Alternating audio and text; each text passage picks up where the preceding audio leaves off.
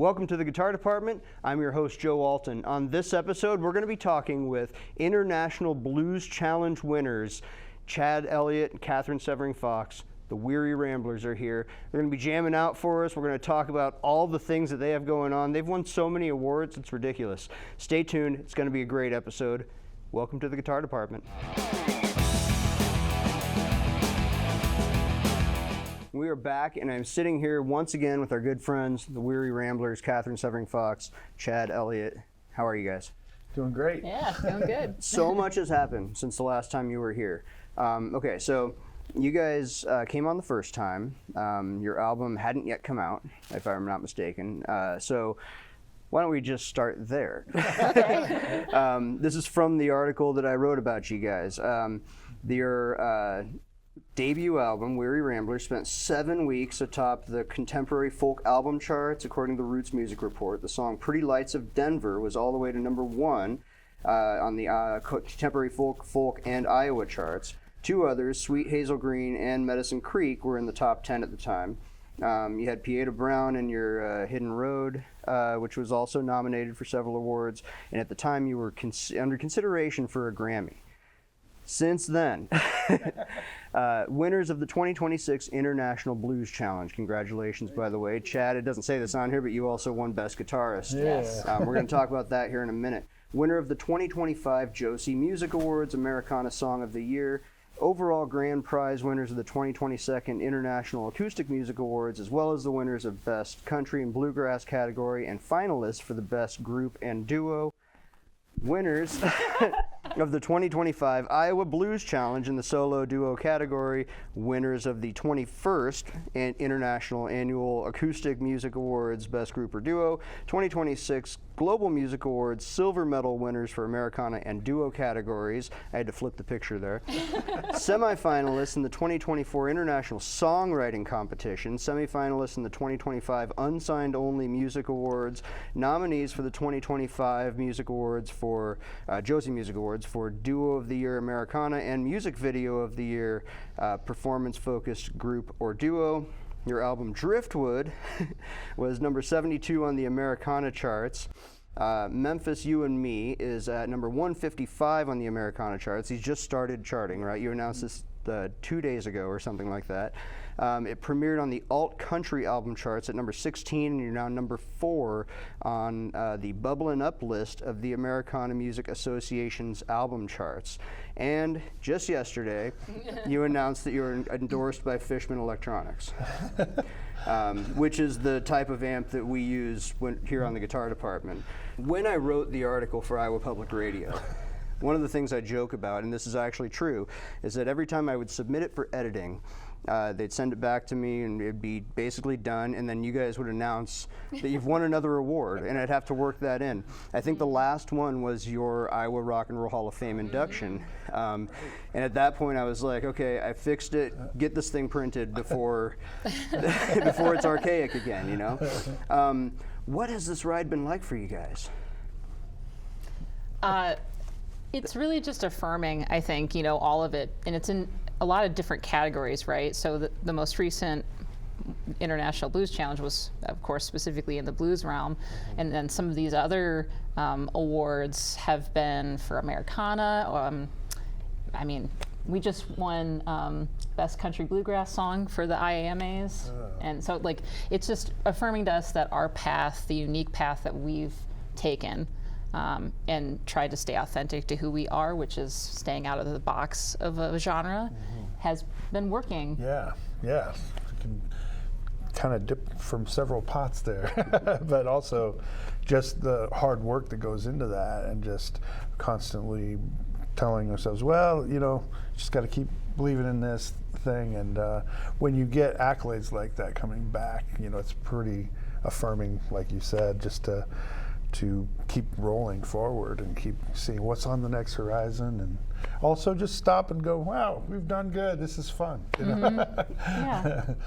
Does it have a different energy? Do you guys, because you guys have both been working musicians for a very long time.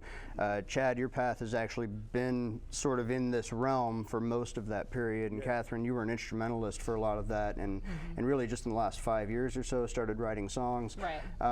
Is there like is the experience wholly new, or is it still sort of the same familiar grind? Does it have a different energy to it, do you feel? For me, it's definitely, there's a new energy that I've not experienced. And I mean, in the 30 years of doing this feels like a whole nother level. And when you start getting endorsements and things like that, I've not experienced that ever in my career. But also just the multiple levels of awards and different avenues, I not experienced. So I feel like there's a new energy that we're really just. And Catherine, I have got to get her props, all the work she puts in, just doing this, going and calling people. She is doing all that behind the scenes. So that's taken for granted for a lot of young artists that want to see that kind of level. They say, do you put in the work that we're putting in on the road, but also Catherine's doing all that due diligence on the phone. So, yeah, I just... So this leads me to a few questions, and we've talked about this a little bit off camera, but because we were joking about, you know, what sort of big things, you know, are next, you know, and what outside of the obvious sort of, you know, Grammy nominations and Super Bowl halftime shows, that type of thing, what would be a dream goal for you guys? The dream phone call to get, whether we talked about it ourselves or not before. I mean, there are a couple things that come to mind for me. One would be being able to play like Red Rocks or something, you know, or you had mentioned earlier Austin City Limits. That would be incredible. But also being able to maybe open on tour for a large act like I'm With Her. Like we both love them, you know. So there are certain artists that if we got to be on the road with them or even just open a show for them, it would be like a dream come true for us. Yeah, and even the next level would be sitting around the living room with Alison Krauss and James Taylor, sitting, talking about normal things. You know, that would be epic. A dream.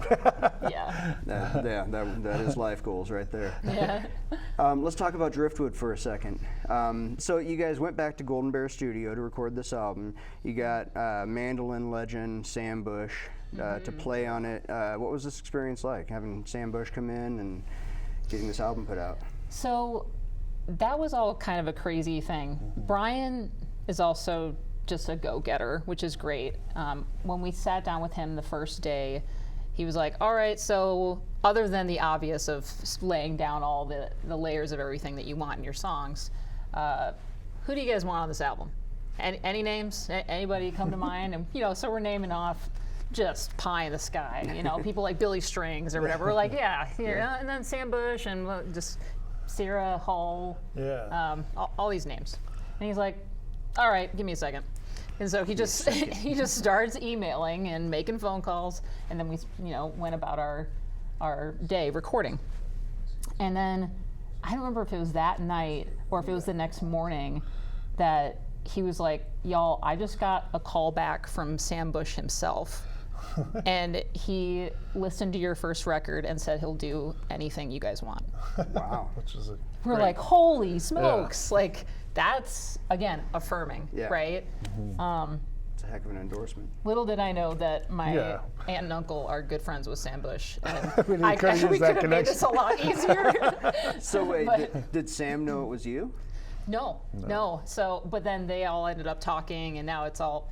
Brian ended up sharing that with Sam as well too. So, so you serendipitously ended up meeting in a completely different way. That's amazing. Yeah. Pretty cool that he heard the music and based it on that, and then this connection was like, oh yeah, there was something there all along. So it's really cool. He adds this special energy too, I think. Like we both felt that when he was singing on Memphis. We're like, the second he comes in, there's just like this joy and this. The third harmony is, he lightens it up. Just. And obviously his playing is second to none. Stellar. Yeah, he's a phenomenal player. Yeah. For sure. And of course, so are both of you guys, which sort of brings me back to this International Blues Challenge. Now we've interviewed, I've interviewed Matt Woods. Woods and a handful of others who have done this. The other brothers, Eli's been on. What was the experience like for you guys in Memphis? Incredible. It was incredible. I'd been there before. I've competed in 2013, and I was kind of just going, well, I'm just going to go in with a curiosity, and also like our thing is so tight that we play so much. I was like, if they don't accept what we do, we still do what we do, and it's great.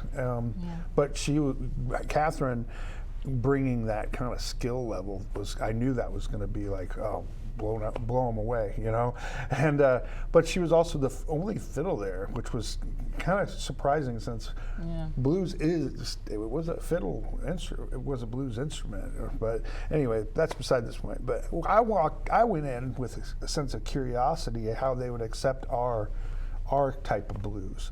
And the first day we were there to do orientation, the guy who was in charge of the whole Blues Foundation says, "You're not here to compete with each other. You're here to give your best version of your type of blues." And we both looked at each other and go, "Oh, we could do that." Yeah. I was less nervous at that point. I don't know about you. Yeah. Well, and then after the quarterfinals, the first night. So the quarterfinals happen for 2 nights, and then it's semifinals for 1 night, and then the finals the next. Okay. So the first night of the quarterfinals. After we finished that, 2 of the judges came up to us. They're not supposed to do that. I don't even think I should be saying this. What are they gonna take 2 you? people. I'm just gonna say 2 people came up to us, and one wanted to book us for a festival, and another one was just Giving saying a lot of advice, really kind words and everything. And we looked at each other after we left, and we're like, "That's probably a good sign." I guess like this is good. Yeah. But we stayed true to who we are. I feel really good about that. We weren't trying to be more traditional or anything like that necessarily, and it paid off. Yeah, and I think when we did the Iowa Blues Challenge, we had like Matt Woods. He was one of the judges, but he told us, he goes, "Just be yourselves," and that was the best advice. We just were ourselves, and he was the first one to text me out backstage to congratulate us, saying, "Yeah, good job." That's awesome. So talking about your kind of blues, it's an interesting sort of blend of styles that you guys bring. Because obviously, if we listen to your albums, it's very folk Americana, and again, not to sort of throw you guys into a category. I wrote a whole article about how we shouldn't be throwing people into categories. But you have a style, and you listen to Driftwood, and it fits that style also. But when you guys do sort of the bluesier things that you do, it's still sort of in that folk Americana style. It's not a straight up, shuffle blues style or anything. Yeah, although I will say, Chad and I did do some writing, in the months before the Blues Challenge, the initial Iowa Blues Challenge, so that we could get some new material that we felt maybe it still sounds like us, but would align better with the approach. So actually, we do have a shuffle one that we did on our set called Rainy Day Blues that we wrote down in Missouri. But it is still a blend of things, and Driftwood doesn't really have any bluesy tunes of ours on there, so there's nothing on there that we did in our Blues Challenge set. It's all completely different music from that. So a lot of that, the solo duo category down there, those are typically more into the Piedmont style of blues picking, and that's more of the folk element to it, I think, too. That's the way I like to play as well, like the Mississippi John Hurst. And Doc Watson was a perfect crossover from that folk to blues to country. That's kind of where I feel like I live as a stylist, like playing. Definitely. And with the fiddle, it's already like, okay, are they country? Are they blues? Are they like, they have all those things, but we have that swampiness too. So it's kind of a we throw everything at them. I think that's one thing that helped us, was every song was a different feel, but it was still us singing our harmonies, Well, I do have one more question before we get to this, but I'm wondering if you guys could stick around and show us some of the bluesier, swampier, jammier type stuff that you guys do. Absolutely. Before we get to that, though, Chad, you also won Best Guitarist, and those of us who know exactly why. You're a fantastic guitar player and such a unique player. But I could see how, say, a traditional like Eric Clapton blues style player might hear it and go, "Really, Chad Elliott won that?" So just on behalf of everybody who does know, congratulations, well deserved. Thank you. And I wonder if you could show us the cigar box prize here. We don't have it plugged in, so we can't actually play through it. But as Matt Isbell is they do Memphis Cigar Box guitars, and it's already I've written several songs on it. We played it live a couple times, and I love the sound of this thing. It's got that swampy feel to it. But yeah, I was pretty thrilled to be able to. I was sitting backstage, and I was like, who did they call? Like, and oh my Catherine gosh. was like, get out there! Yeah, I was like, Chad, you won. He's like, what? Like, go on stage, man. I am, like you said, a lot of people don't think of me as a flashy or lead guitar player or anything like that. I'm really not. In the Stevie Ray Vaughan sense of the word. Anyway, yeah, exactly. So I was also curious, who's going to win this? You know, I had no anticipation for that at all. So when they called me, I was shocked, and the other bands were around pushing me out there. I was like, what? Yeah. So, but this thing's a cool little machine. We'll be playing it at our shows more and more. Yes. But, yeah. I was gonna say it's. I can't wait to hear what it sounds like. But if you want to know what it sounds like, you're gonna have to go check out Weary Ramblers. Be sure to check them out everywhere that they're playing. You guys are amazing. Thank you. Simply a Central Iowa treasure. You know what I mean? Central Iowa-based super duo is what I called you guys in the article, and it keeps proving truer every day. So thank you. Thank you guys so much for being here. And yeah, if you guys can stick around and jam out for us, that'd be amazing. Yeah. Thank you. Weary Ramblers, everybody.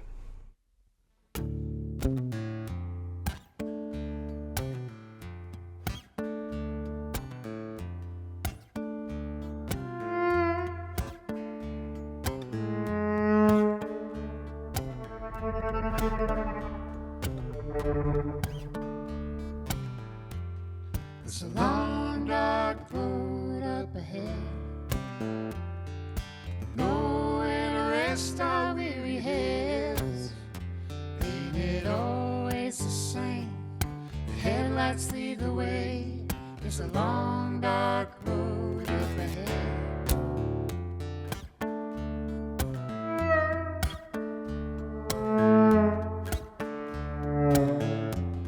There's a man on the side of the road with a sign saying where he wants to go. Ain't it always the same? No one knows the way. There's a man on the side of the road.